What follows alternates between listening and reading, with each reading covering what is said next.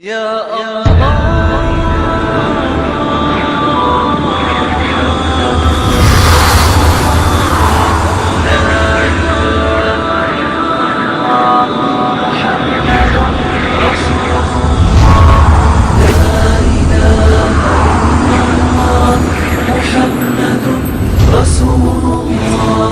لا إله إلا الله محمد رسول الله.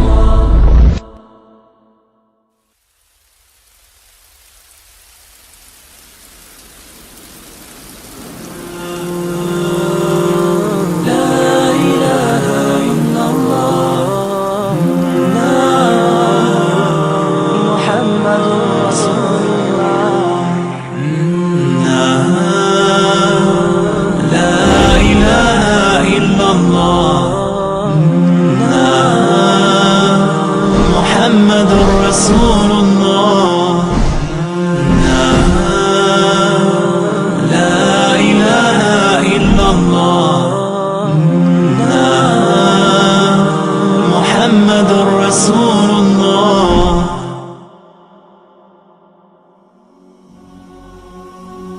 La vérité sur l'islam aujourd'hui est totalement opposée au mensonge. Oubliez tout ce que vous pensiez savoir sur cette religion. Vous aviez l'idée qu'être musulman, c'était être terroriste, quelqu'un qui sème la terreur, une personne orgueilleuse qui prône le mal, etc. Alors si jamais c'est le cas, et que vous pensiez vraiment cela, sachez bien que vous êtes à l'opposé de la vérité.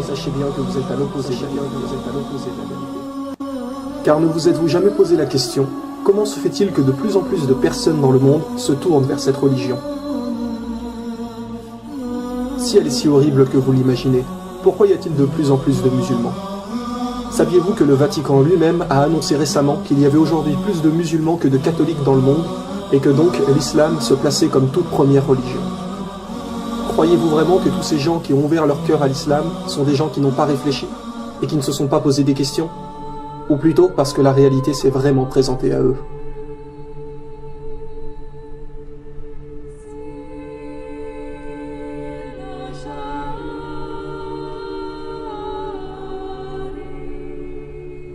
Il est aujourd'hui plus que temps de cesser les mensonges. Pourquoi n'y croyez-vous pas ? Parce que vous êtes persuadé que les musulmans sont des terroristes ? Mais qui vous a dit ça ? Où avez-vous entendu cela ? Voilà en réalité le vrai problème. C'est qu'aujourd'hui, les gens confondent arabe et musulman. Savez-vous ce que veut dire le mot musulman ? La définition même du mot est « faire ce que Dieu nous demande ». Or, Dieu nous a strictement interdit de tuer. Il nous est dit dans le Coran que quiconque tue une âme injustement, ce sera comme s'il avait tué l'humanité tout entière. Donc, quand vous entendez quelqu'un dire « un terroriste musulman a tué quelqu'un », déjà là, c'est impossible, puisque le mot musulman veut dire « obéir à Dieu ». Et Dieu nous interdit de tuer qui que ce soit. Donc si un arabe tue quelqu'un, cela veut-il forcément dire qu'il est musulman ?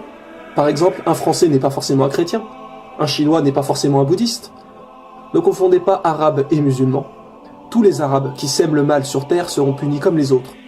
N'oubliez pas la parole du prophète.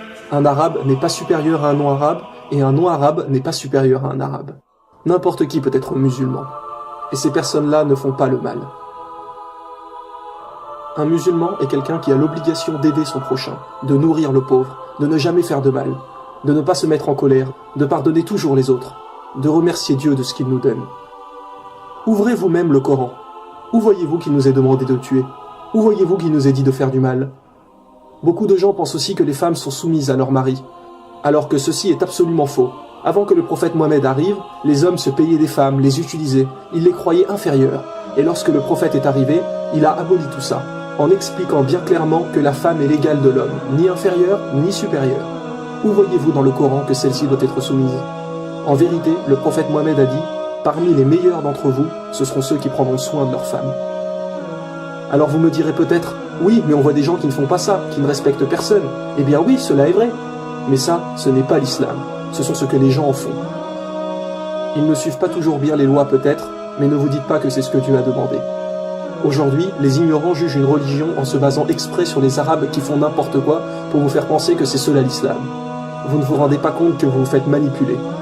Êtes-vous déjà allé dans une mosquée, voir vraiment qui sont les vrais musulmans ? Allez faire le test. vous serez vite surpris de voir que toutes vos suspicions sont totalement fausses. Car vous trouverez chez les croyants une vraie fraternité, des gens qui ont le sourire. Car c'est là le message de l'islam. Car c'est là le message de l'islam. Le message de l'islam. Le message de l'islam. Dieu nous a dit, rien qu'un sourire est déjà là une aumône. Si aujourd'hui autant de gens se tournent vers l'islam, c'est qu'ils se sont rendus compte que entre ce qui est raconté et la réalité, c'est tout à fait d'un extrême à l'autre. Utilisez votre logique. Vous savez pertinemment que Dieu nous demande forcément de ne faire que le bien. Beaucoup de gens aujourd'hui ne respectent plus personne, que ce soit leurs amis ou même leurs parents. Alors qu'il nous est dit, chapitre 17, verset 23, « Garde-toi de marquer la moindre répulsion à l'égard de tes parents ou de leur manquer de respect. Parle-leur toujours affectueusement. » Alors quoi? C'est ça l'islam? Être poli, respecter tout le monde, être généreux? Alors dites-moi, mais où est le mal? Qu'est-ce qu'il vous gêne en fin de compte? Ce sont toutes ces personnes arabes qui sèment le bazar et qui se disent être musulmans? Mais cela est absolument faux.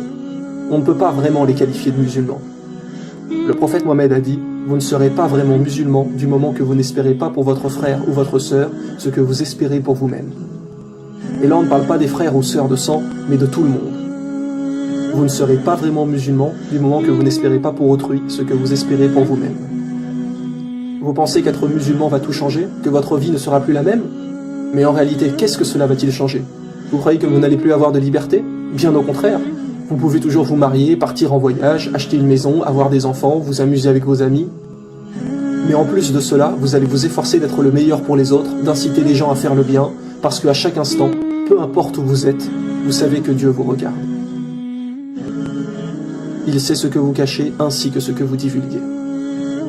Ne voyez pas des contraintes ou des obstacles, car cela est totalement faux, à moins que selon vous, être quelqu'un de bien est une contrainte. Dans le Coran, Dieu nous a dit « nulle contrainte en religion ». Vous savez qu'en réalité, vous passez votre temps à acheter des objets de luxure qui bien souvent ne servent à rien, alors que vous pourriez nourrir des gens qui souffrent vraiment. Vous passiez vos soirées en boîte de nuit, sous alcool, ou parfois l'un de vous finit bourré et vomit partout. Ou une fois cela se termine par un accident sur la route au retour. Ou une fois vous couchez avec cette fille, et le lendemain vous ne vous souvenez même plus ce qui s'est passé.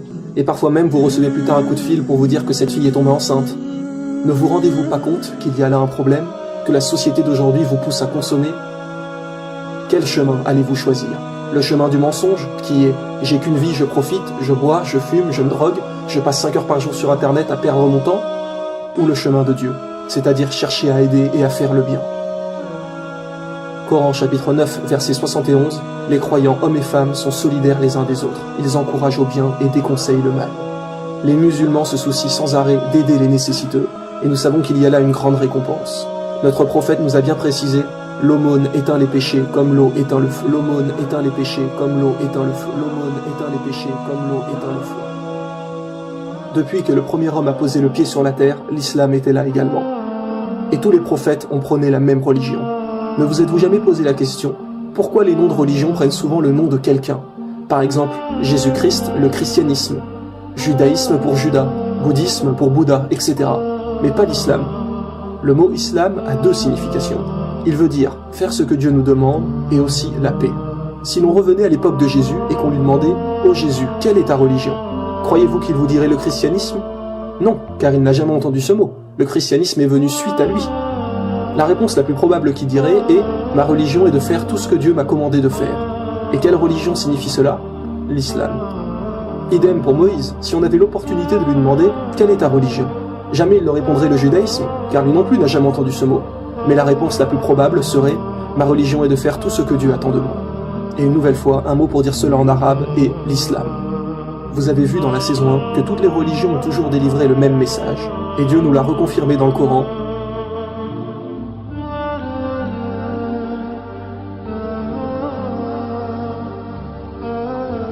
Mais malheureusement, il y a eu des innovations dans beaucoup de choses. Et c'est pour cela que tous les prophètes ont annoncé la venue du dernier messager, qui rétablira bien sur la terre la vérité sur la religion de Dieu. Comme par exemple, lorsque Jésus a prédit l'arrivée du prophète Mohammed, dans l'évangile selon saint Jean, chapitre 16, verset 13, en disant « Il vous conduira dans toute la vérité, car il ne parlera pas de lui-même, mais il dira tout ce qu'il aura entendu. » Et dans le Coran, que nous est-il dit? Mohammed ne s'est pas égaré et n'a pas été induit en erreur, et il ne prononce rien sous l'effet de la passion. Ce n'est rien d'autre qu'une révélation inspirée. Êtes-vous déjà allé à la messe un dimanche? Ne vous êtes-vous jamais posé la question pourquoi les églises sont pratiquement vides aujourd'hui? Vous trouverez peut-être quelques personnes âgées, mais la plupart des gens aujourd'hui délaissent la religion. Pourquoi? Parce qu'ils se sont rendus compte qu'il y avait beaucoup d'erreurs, que les gens changent les lois de Dieu. Par exemple, il y a encore 50 ans, il était interdit de brûler les corps des défunts dans le monde chrétien. Mais depuis quelques années, le pape a autorisé cela. Ils se permettent de changer sans arrêt ce que Dieu a demandé, alors que Jésus a bien précisé dans l'évangile selon saint Matthieu que celui qui supprimerait ne serait-ce qu'un seul des plus petits commandements sera appelé le plus petit dans le royaume des cieux.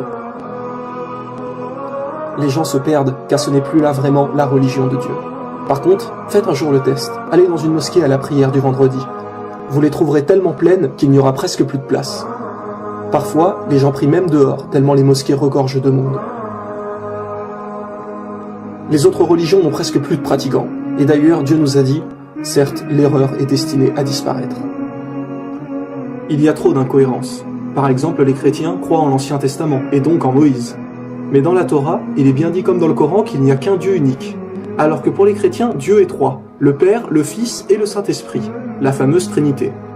Mais alors, Moïse n'a jamais parlé de ça? Donc quoi, Moïse se serait-il trompé? Bien sûr que non. Et Jésus n'a jamais parlé de ça non plus. D'ailleurs, le mot Trinité n'apparaît nulle part dans la Bible, ce ne sont que des erreurs. Nous ne disons pas que la Bible, la Torah ou toutes les autres religions sont fausses. Nous disons simplement qu'à présent, elles ne sont plus fiables dues à toutes les modifications qu'elles ont reçues des humains. Et que pour être sûr de suivre la vérité, eh bien suivez ce que vos prophètes vous ont dit. Suivez le dernier messager qui vous guidera dans toute la vérité. Car aujourd'hui, seul le Coran reste indemne depuis le jour de sa révélation. Qu'est-ce que l'islam? La religion de Dieu, la vraie religion, la religion de paix. Ne restez pas dans le mensonge. Renseignez-vous par vous-même si vous avez des doutes. Demandez à Dieu de vous guider, et les doutes vont être levés. Et les doutes vont être levés. Et les doutes vont être levés.